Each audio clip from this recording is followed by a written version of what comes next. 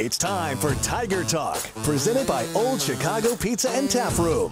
Old Chicago, amazing craft beers and food, north of I-70 in Hayes. Old Chicago, share, reconnect, celebrate. Tiger Talk is also brought to you by these premier Tiger sponsors. Golden Belt Bank of Hayes and Ellis, providing the best in-home loans to the Tiger community since 1920.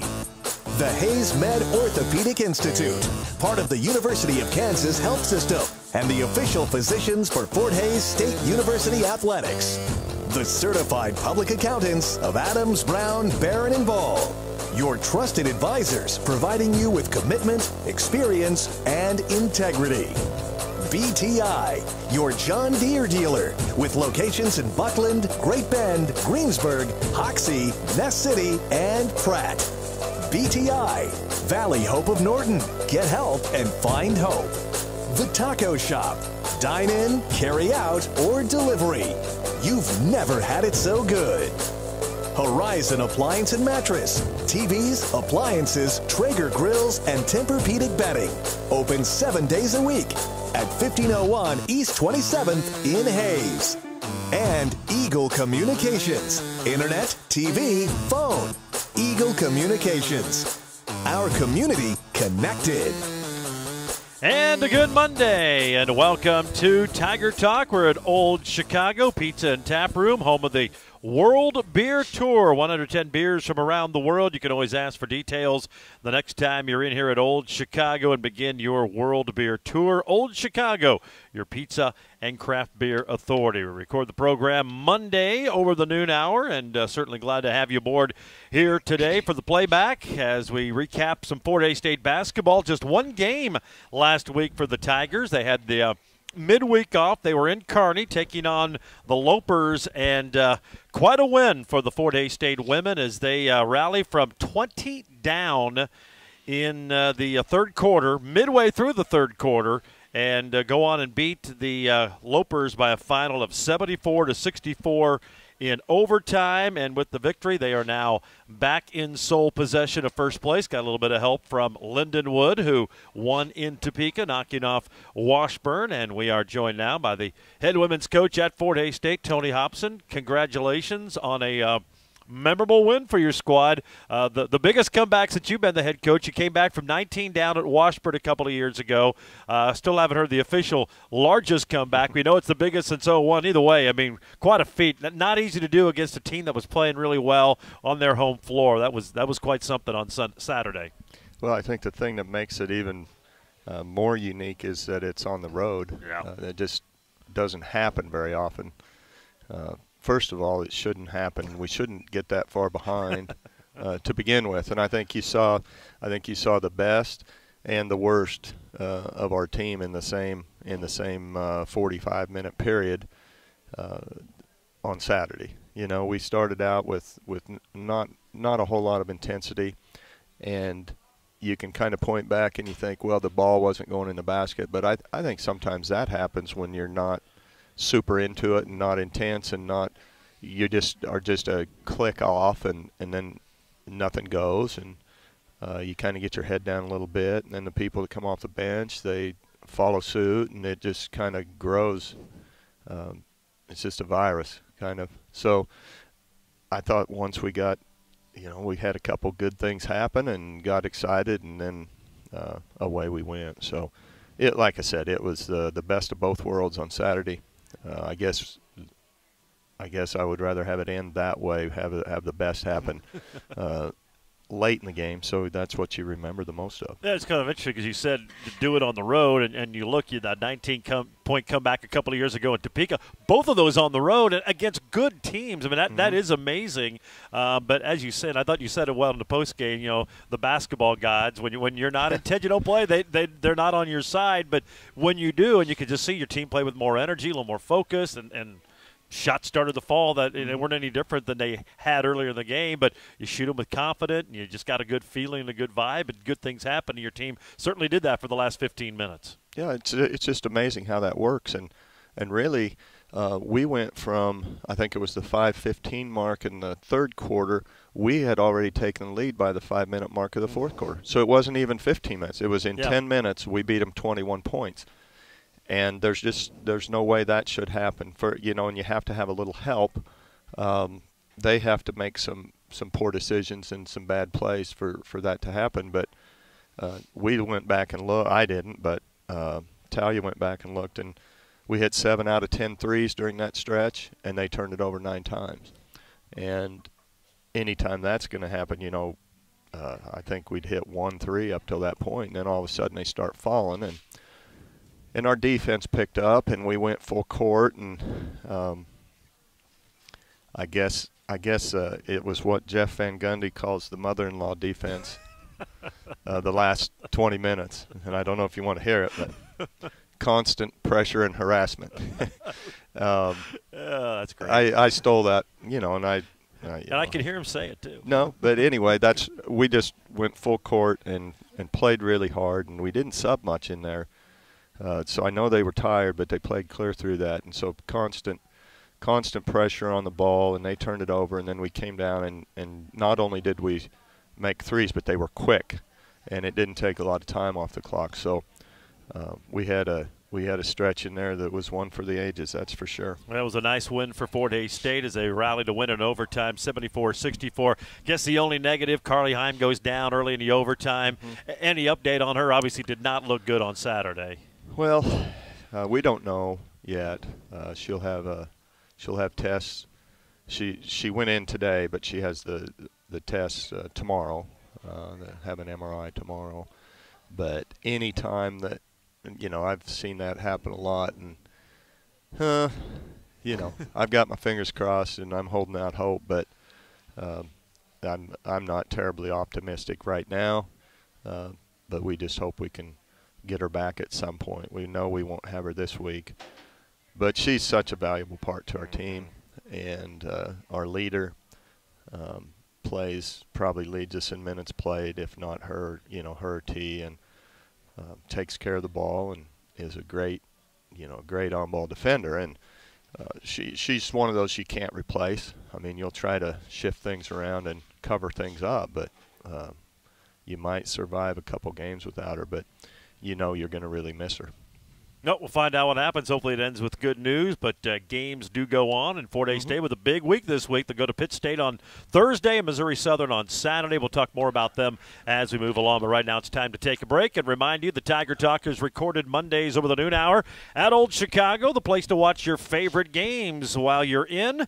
Ask about the OC Rewards Program. It's free to new members, it's free, and new members receive a free appetizer for up to $10 after your first transaction. It's all at Old Chicago, your pizza and craft beer authority. We'll take a break. More on Tiger Talk right after this here on the Tiger Sports Network, built by Paul Wertenberger Construction. I'm Patty Stoll, broker-owner of Coldwell Banker Executive Realty. We want your dreams to become a reality.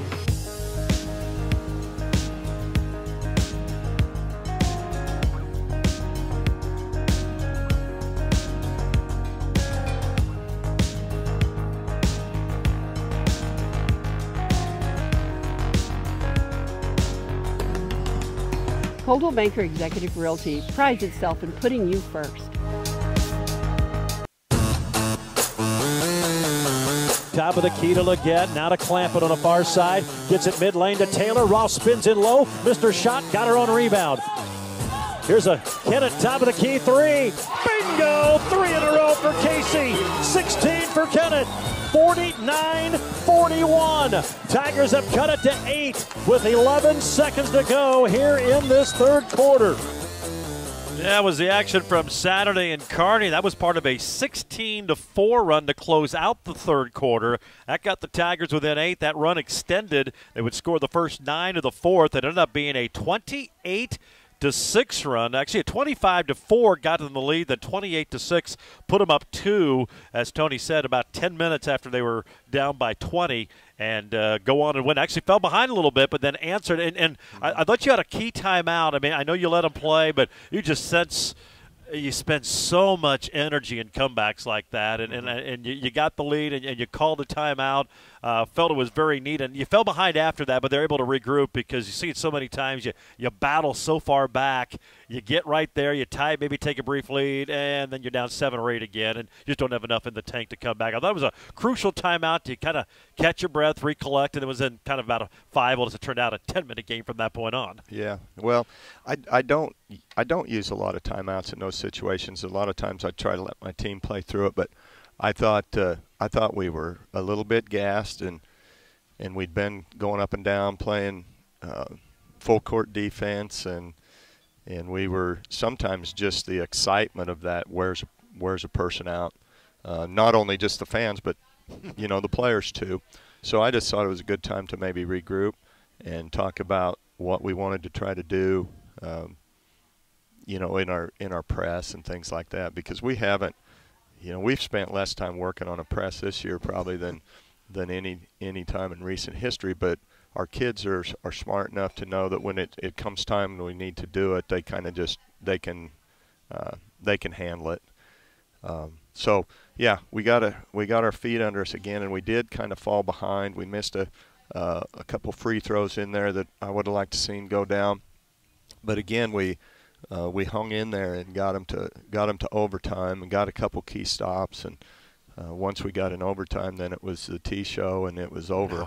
Oh, man. And I know, you hate to see Carly goes down about a minute in, and you hate to see that. And I thought our team did a really good job of not letting that just derail them. Maybe it might have went the other way. I think they were thinking, Carly's if Carly's going to get hurt and go down this game, we sure aren't going to lose it. So I thought we really buckled down and finished out that game strong. Yeah, T, I know, went over to check on her. You tell she was pretty emotional coming back to your team huddle. But then, as you said, It was kind of, okay, get on my back. We're going to win this game. And she just took over. Well, she did. And they're the two seniors on the squad. They've been through 4 years together, and they're roommates, and they're best friends. And T's she's a softie when it comes to stuff like that, and that's okay. Because, boy, there's really nothing right now about her game that's soft.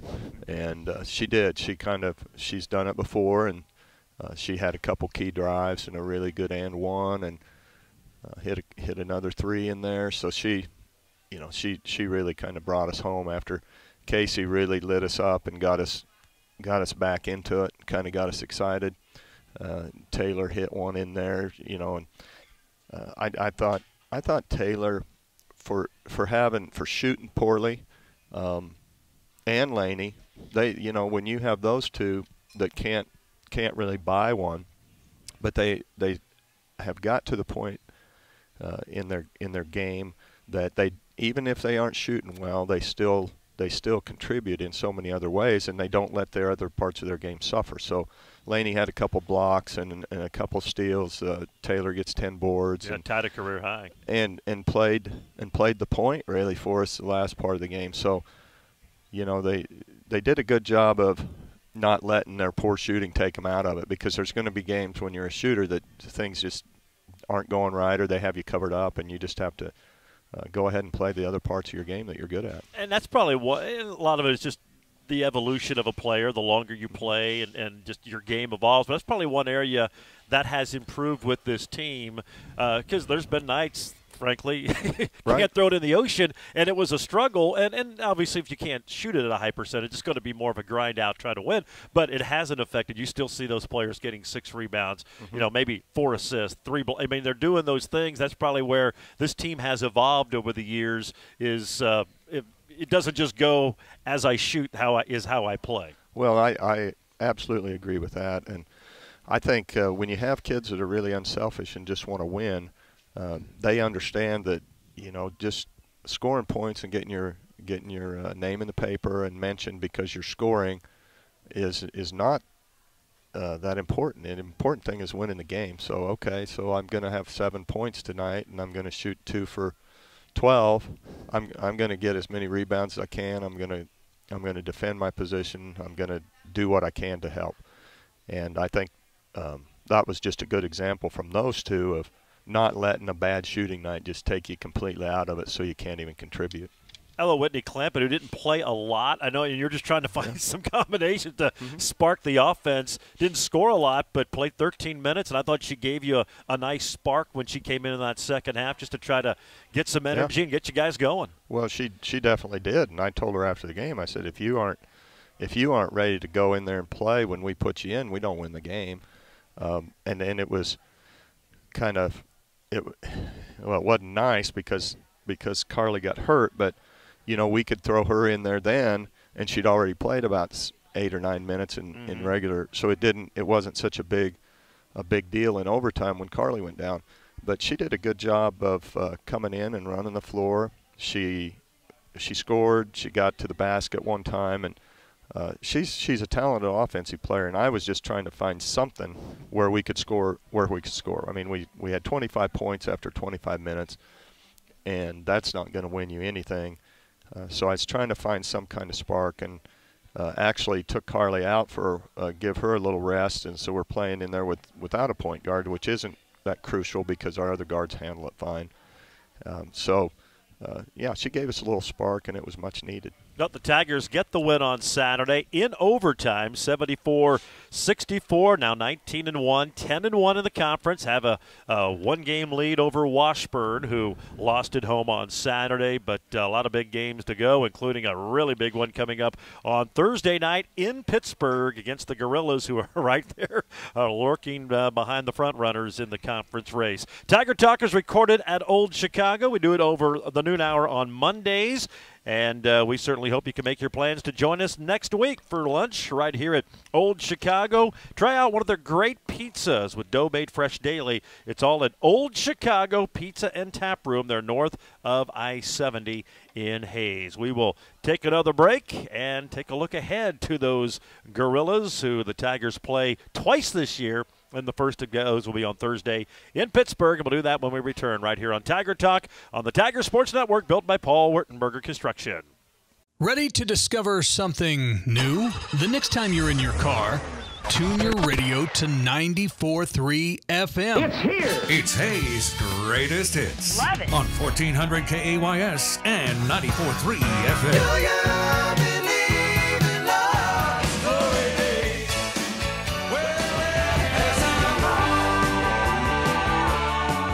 94.3 FM, KAYS. Go ahead, check us out.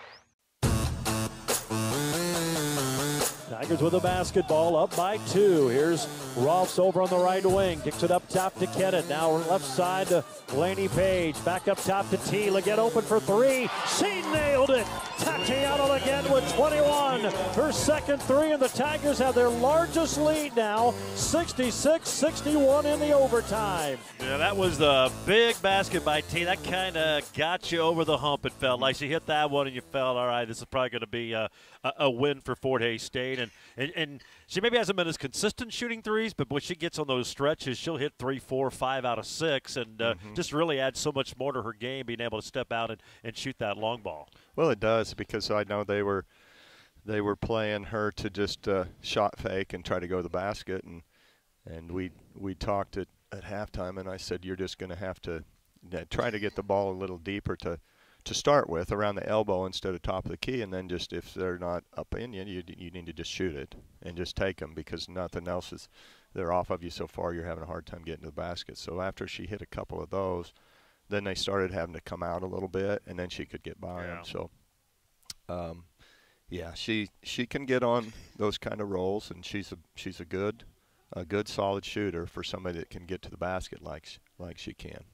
It sounded like you were getting excited there. A little bit, yeah. I may have. I always ask my wife. I says, "How was Gerard tonight? Was he?" He says, "Yeah, he's pretty fired up." I got a little. I says, "Well, he should have been." That one I got a little excited. Yeah, well, that's pretty good. hard. And how about? I mean, it's been great all year. Great crowd again from Fort Hays State behind the bench, and you can hear them. They made a lot of noise and a lot of fun. And of course, when you're having a good season, obviously folks get excited. Yeah. And Kearney's a short trip, but there are a lot of folks there from town, and obviously the parents show up great all the time. But that was, you had a lot of fans. It made a lot of noise. That's the most we've had up there before our game, I think, since I've been here. And I think we had more to start the game there. Of course, they were scattered around. And after, I don't know, after playing at our place, every place we go practically is like a mausoleum. And, you get spoiled, don't you? No band and no nothing, just no atmosphere. And so it was nice to have, it looked like a couple hundred people up behind us. I don't know if there were that many, but a nice turnout for sure from our fans for an away game. It was a lot of fun. Nice win for Fort Hays State. Now set their sights on the middle of this 3-game road trip on Thursday. And as you mentioned, we won't have Carly this weekend for sure. Hopefully she does come back. And, I mean, how does that affect it? Because you really don't have a backup point guard. But as you said, you've really got a lot of good ball handlers. Does it change how you approach it, or is it something you just got to kind of feel out as it goes here? Well, I don't know. I've been thinking about that for a couple of days, what we were going to do. And there's a lot of things we can run in our offense where you don't need a true point. We can run the dribble drive without. It just depends a little bit on what they do defensively. Nobody really presses that much in our league, and really the on-ball pressure isn't that great that we face, I don't think. So we might be able to get by with just playing another big guard and just taking turns, and Casey can run a little bit she can run point. Taylor can handle it probably. Not sure Laney couldn't if we asked her to. And we're probably going to try to get Haley back in there at least so she can play some at the point. She hasn't been getting to play very much. We've kind of got her not really in the rotation right now, but we're going to have to, if we lose if we lose Carly longer term than this week, we'll probably have to try to get her acclimated a little bit more and at least get her in there so she can play at the backup spot if we need her for some minutes. So, we'll just have to rally and maybe change a few things. We can tweak a few things offensively, and we should be able to survive. You just hate to go into a game like this Thursday against such a quality team not at full strength.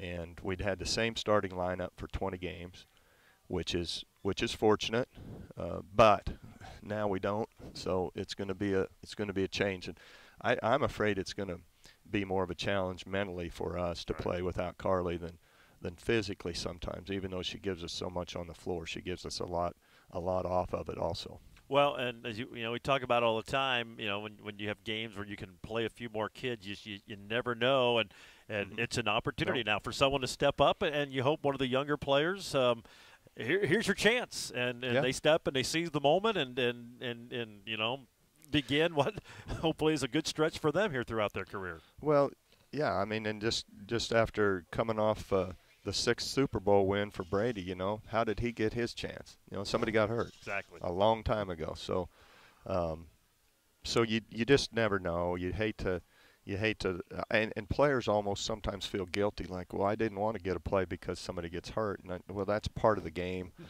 That's part of athletics, and it's disappointing for one person, but it can be an opportunity for somebody else. And I've even had people get hurt when they're out for a couple weeks and somebody gets to play a lot, and then when the person comes back healthy, your team's actually stronger because you've had some people get some experience that they needed to help you out in the long run. So it's possible that could happen. Well, Pittsburg State, you touched on a tough road game. The Gorillas have a new coach. Lane Lord has moved on, but Amanda Davies really haven't skipped a beat. They've been really, really good, and maybe better than some thought because they naturally, just through graduation, we're losing some key players. Right. But, boy, they've played well so far this year. Yeah, one thing she was able to do, and first, it's almost like still having Lane there because she was there the whole time he was, and she's doing a good job with her team. But they do a lot of the same things, and she was able to keep all of their recruits that they had signed, and they had 2 or 3 really nice freshmen that they were bringing in. I know Lane was really excited about it.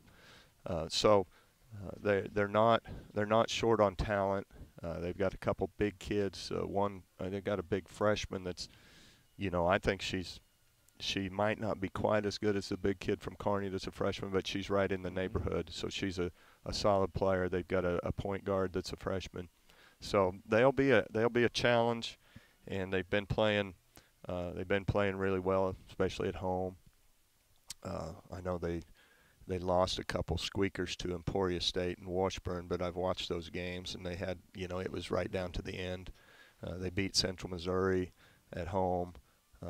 So they, I think they're 15-4, and they're a solid team, and they're going to be hard to get out of there at their place. And one thing they seem to always do, they've shot the three well. I mean, you can play great D and just can be demoralizing. They just step back and just hit big shot after big shot after big shot. It seems like they're still doing that. Well, they do. They have 3 or 4 really good shooters. Two kids that shoot in the low 40s that take a lot of shots. And it isn't like they're, it isn't like they're 4 for 10. They're like, 40 out of 100 or 42 out of 100. They're taking a lot, and they hit a good percentage. Last year we were fortunate. We beat them twice, and they didn't hit every shot they took. Yeah. But I think we guarded them a little bit better than we have been. So we're just going to have to play good, solid D and contest the shots. And you have to not only it's just hard because we switch a lot of screens, and it's hard to remember who you're guarding. Sometimes it's not like, hey, I'm going to be guarding this person every possession, I'm going to chase her through everything, and I know I can't let her shoot. So we're switching up, and there's some kids that drive it, and there's some that shoot it, and it's kind of confusing sometimes, and you'll end up not remembering, but this kid's going to catch and shoot it in your face if you're not up in her, and then they do it to you because you thought you were guarding somebody that was going to drive left.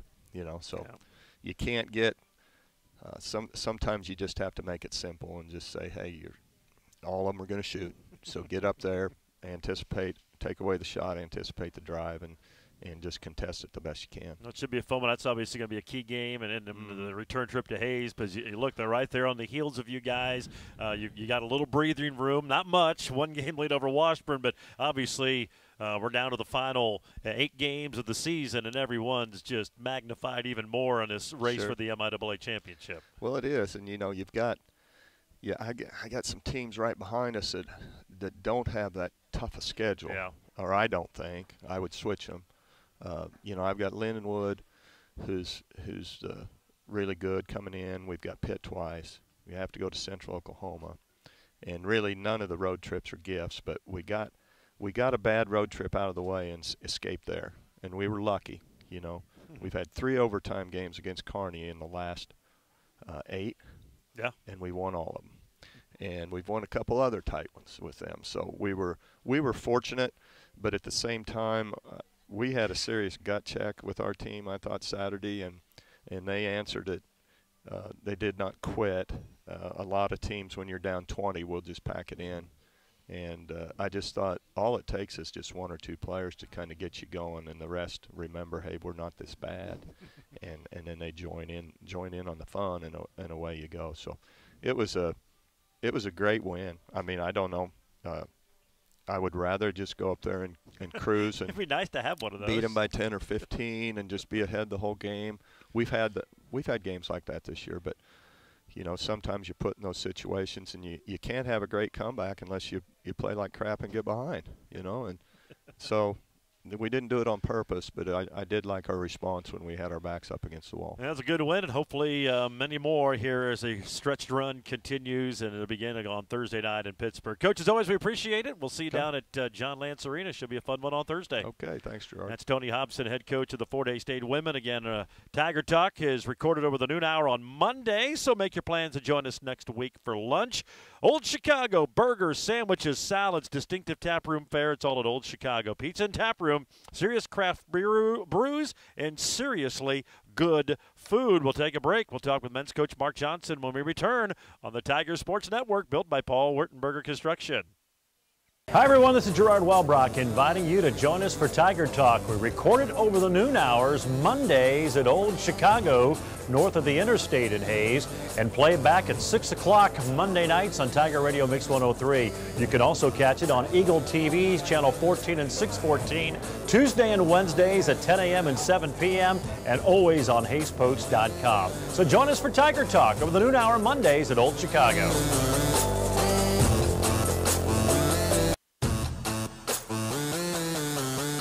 Kinnaman right side, tries to drive on Coster, spins, plays along the baseline to Bitstrom, now to Nicholson, 8 to shoot. Back to Bitstam, now back to Aaron with 5 to shoot. He'll dribble down the lane. A little floater, good! Oh, what a play by Aaron Nicholson. He has a dozen. 33-31. Yeah, with some of the action from Saturday up in Kearney. Unfortunately, not a good day for the Tigers. They fall short 59-56. Welcome back to Tiger Talk, where we recorded over the noon hour on Monday. Old Chicago Pizza and Tap Room, where you can order online. Go to oldchicago.com. They make your to-go orders a breeze. Old Chicago, your craft beer authority, north of the interstate in Hayes. Mark Johnson, head men's coach, joins us now. And, boy, just unfortunately, not a good game on Saturday. We talked about it afterwards. It's been that way for a while for whatever reason. Teams just have struggled to play well up there and just couldn't get it done on Saturday. Yeah, we talk about that. You look at the different venues around the conference. I mean, obviously, White Auditorium, we play really well. I think even at times at Lee Arena we've played well and other places. But Lindenwood, probably Central Missouri, and Kearney, we just have struggled, and I really don't have an answer for that. I mean, that's really our closest trip, and have not played well. I don't know if we don't shoot well there. Yeah. And our team, especially this season, we have to shoot the ball well. We just don't get enough easy baskets. They did a great job of they really. They let us play. They let everybody play. There wasn't a whole lot of fouls being called, and they are allowed to push Brady so far off the block he just could not get the ball deep enough. And when that happens, he's really the only guy we have that can really kind of quote-unquote make an easy basket around the rim. So we have to rely on jump shooting. And when we're at Emporium, we make 17 threes. You win the game. When you're at Southwest Baptist and you come out, have a stretch in the second half, I think you make like 7 of 8 threes. You go on and win. You're up in Kearney, and you don't make your perimeter jump shots. We just could not get over the hump and never really had a stretch where we made them to win the game. I thought we guarded pretty well. And offensively at the time after the game, I wasn't real happy with how we ran our offense. And watching film, it goes back to that old adage, you're never as good as you think you are, and you're never as bad as you think you are. And really, obviously we can do better. Every game you can do better. There's things you can do that you should have done that you'd like to have back. But we really ran our offense probably a little better than I thought we did at the time it was happening. We just we didn't make shots, and you got to be able to make shots. That's how you got to score points to win. But it's hard to win when you can't get in the 60s. You hold your other team. The other team doesn't get to the 60s, and you can't win. So that's a hard loss for us. You look at our league. You can't have bad losses, and I don't know if it's technically man for man a bad loss, but in the standings and what you're trying to do, that was a bad loss, and you can't do that because there's just too many good teams. You look at our schedule of late at Washburn. Gave ourselves a chance, lost, but most people are losing at Washburn. I think Washburn has one home loss. You play Northwest Missouri, it looks like to me any place. They're 21-0. That's a hard game. Now you look at this stretch, you're going to Pitt and Southern. We have an opportunity to win those games, and we need to find a way to win those games. But I think you look at, on paper, most people are going there and losing. So you can't really afford to lose that Kearney game, and we did. Nothing we can do about it. We got to move on, and now we got to go out here on this road trip and have success. And hopefully, if you do have success, that'll kind of minimize that loss you just took to Kearney. Put 4 in double figures, but it certainly wasn't easy. And really, Aaron, the only one who had a good game. He was 6 of 9, 3 of 4 from 3. He's about the only guy who consistently could put the ball in the basket for you. Yeah, he had a good game. Other than that, I thought Kyler played fairly well for him. Brady and Jared Vidstam, I think, and you throw in Marcus Cooper there, you're starting 3, 4, and 5. Their combined shooting percentage, I think Brady was 6 of 15 and Jared was 1 for 10 right there. You're 4 and 5 or 7 of 25. I don't think Marcus did particularly well. And that hurt us. He got hurt. He's had that wrist has bothered him all season long. He's had some problems with that right wrist. And then we went up early in the game and tried to dunk it and got hit and kind of landed on it. That really, messed with. He had a hard time finishing. Look, even around the rim, he couldn't finish a few layups. His wrist was bothering him. He's going to get an X-ray tomorrow, and we'll see where it's at. But that's obviously that was a contributing factor in the game when him and Brady are 2 guys that kind of score the basketball. He kind of was unable to do that and play up to his ability. That made it even harder for us, and we just we didn't overcome it. No, like you kind of mentioned too afterwards, 16 turnovers you forced, and you held them to 36.5% shooting. They didn't. In fact, they shot threes worse than you. They were 5 of 24, which is strange to see a Kearney team not shoot it well. You did all those other things well enough to get away with the win. Yeah, defensively we were fine.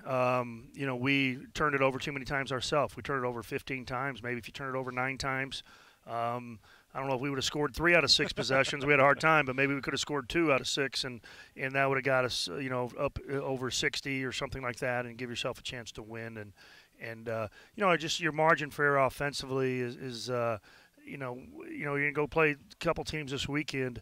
They can just go get baskets. It doesn't, they don't have to just rely on making jump shots. There's at times they can just go. They got guys that can individually just go make it happen. And we're a little bit. I don't know, if we can really do that. So we have to come down. You look going into.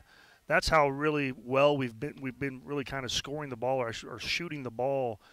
In that, if you look at our percentages in conference, I still think we're second. And we were number 1 in the league in three-point shooting. Now we're second overall. But we've had horrendous shooting performances against Kearney in the Central Missouri game. So it kind of shows you the other 9 games how well we've actually put the ball in the hole, and that's what we need to do to be successful. Yeah, too, though. You're on par to have your worst shooting game on Saturday. It didn't quite happen. You just eked out what you did against Central Missouri earlier this year, but hopefully that can turn around. We record Tiger Talk with the noon hour at Old Chicago Pizza and Tap Room, so we certainly invite you to join us for lunch next Monday, and they invite you to join them for happy hour from 3 until 6, Monday through Friday at Old Chicago Pizza and Tap Room. Serious craft brews, seriously good food. We'll take a look at a couple of more road games, 2 toughies coming up this weekend, Thursday and Saturday at Pitt State, at Missouri Southern. We'll do that when we return here on Tiger Talk along the Tiger Sports Network, built by Paul Wertenberger Construction. As you plan for your business in 2018, advertising should be an important part of your growth strategy. Digital marketing puts your business in front of the right customers online. Advertising with the Hays Post ensures your message will be viewed 1.5 million times a month, including 375,000 unique views a week. Are you ready to grow your business? Advertise with us today. It's affordable and it works. Call us today at 785-628-0467. Eagle Communications, our community connected. Here's Worth out high. Works with a dribble. Left side, Fitzdom. Now in the corner to Nicholson. Aaron a jab step. Another one. Puts it on the floor. Plays it to Worth. Right lane baseline jumper. He rattled it in. Brady with 6 ever since that 3rd foul. And the Tigers lead 37-36. Timeout, Nebraska Kearney. Yeah, it was a nice little 10-3 run by the Tigers to start the second half and gave them a brief lead with about 14 and a half minutes to go. Unfortunately, would not hold up as the Lopers go on and get the win. Tiger Talk recorded at Old Chicago over the noon hour. Be sure to check out their late night specials starting at only $3 at Old Chicago. They're your pizza and craft beer authority. I thought the way that half started, Brady hit that shot, gave you the lead, might get you over the hump, and just it was a short-lived, successful run there for you guys. Yeah, it was. I mean, you thought you kind of ran some good offense, made some shots, were scoring. You thought you had a kind of, maybe a little bit like that Emporia game get going here. Really, the first half, too. I mean, Brady only got to play 8 minutes because of foul trouble, and he ended up sitting out that stretch in the first half and probably contributed to a little bit of our struggles. But, yeah, kind of just couldn't make shots and then had a stretch of about 7 minutes. I thought we took a couple bad shots that really hurt us and gave them a little separation. Well, the Tigers on the road this week. They'll be down in Pittsburgh and Joplin. And, boy, you look at the conference standings right now. Big games. The 3 of you just kind of jumbled in right now behind Lincoln and Washburn, who are in 2nd and 3rd place. You're a game back or a half game back of Southern. You're a half game ahead of Pittsburgh State. But, boy, 2 really good teams, starting with the Gorillas on Thursday night. They got a lot of guys back from last year. One of the more talented teams just on paper that you'll face all year. Yeah, I would say they would easily rival Northwest Missouri in 1 through 5, their starting lineup. They don't have a ton of depth. Pitt doesn't have a lot coming off the bench, don't play a lot of guys off the bench, but their starting 5 might be as good as anybody we have in the conference. The Lozoya kid and Donovan Franklin, I mean, they're both getting around 20 a game or more. I mean, they're 2 super talented guys, and it'll be a handful. They can just, like I said, they got those 2 guys can just go get it, and then they have a couple guys. Lavarta kid can really shoot it at 6'7". So it'll be a difficult matchup. What we're going to face this week, if both teams continue what they've been doing all year, we're probably going to face the most zone we have faced all year. We haven't really seen much zone, but both these teams have kind of, I don't think, are real happy with their defense and have kind of, as of late, gone to zone and tried to just maybe solve some of their problems that way. So it'll be interesting how well we can handle them. But Pitt, very talented group. And that always, it's funny how, okay, team plays zone, just step up and hit some shots, but when you don't face it very often, it does kind of play mind tricks on you a little bit when you don't face it very often, and just that different look that you don't see a lot anymore. Yeah, and I think what happens too, you can't simulate in practice, because in practice there's no consequences. So guys are loose, relaxed. They zones at times causes you to be passive, and in practice you don't get that way. You kind of, hey, if I throw a pass here and try to get it there and it gets knocked away, it's not a major consequence.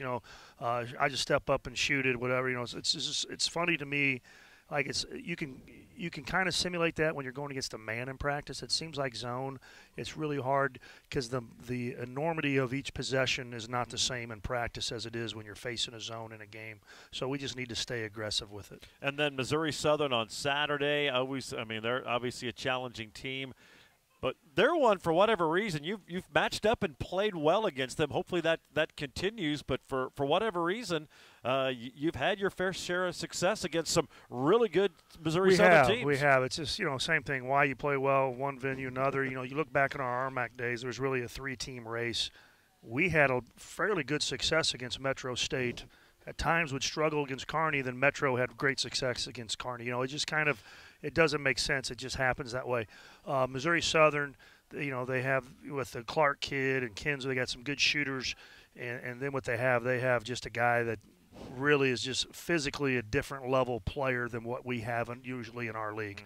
Mm-hmm. The Cam Martin, he, from an overall total package, he's the best player in the league, and the fact that he has size, 6'9", 6'10", body, athleticism, strength, skill, can step out and shoot threes. We don't face guys like him, and he's just so physical that you got to find a way to answer him. You can't answer him, with one guy, and then what happens is you go double team him, and now they got shooters around him. So we'll have. It kind of goes back to Southern. The difficulty we have with Northwest Missouri.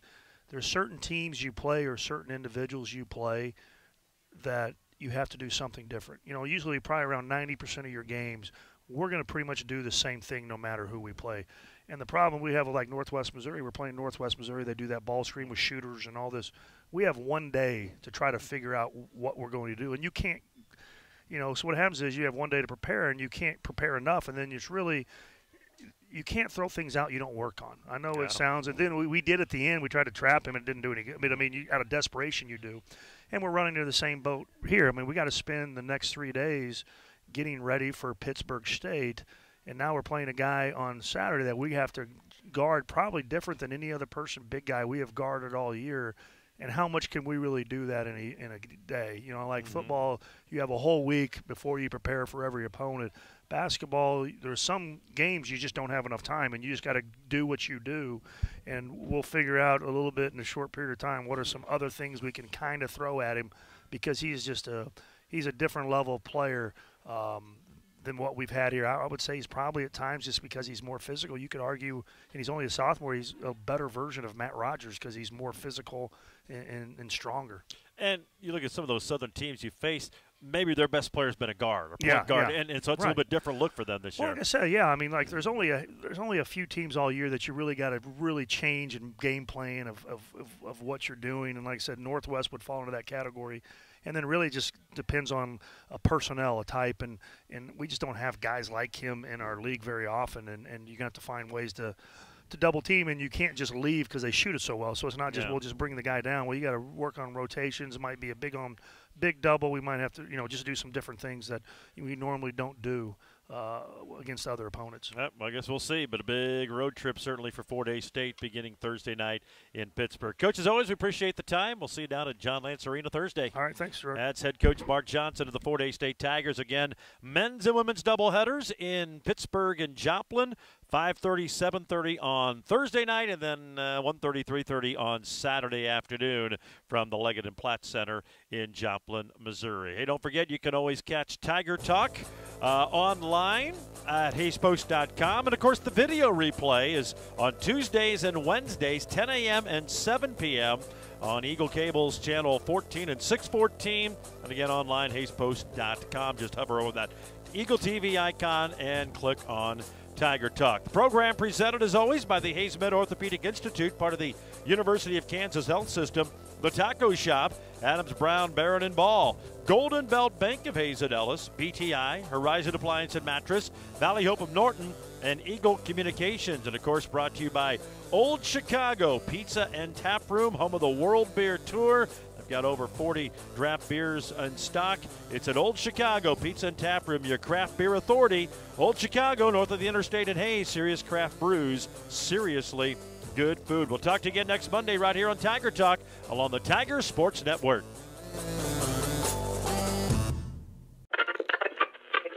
That was another legend on 99 KZ Country. And yes, before that, we had a brand new artist. Your home for today's stars and the legends. We play real country.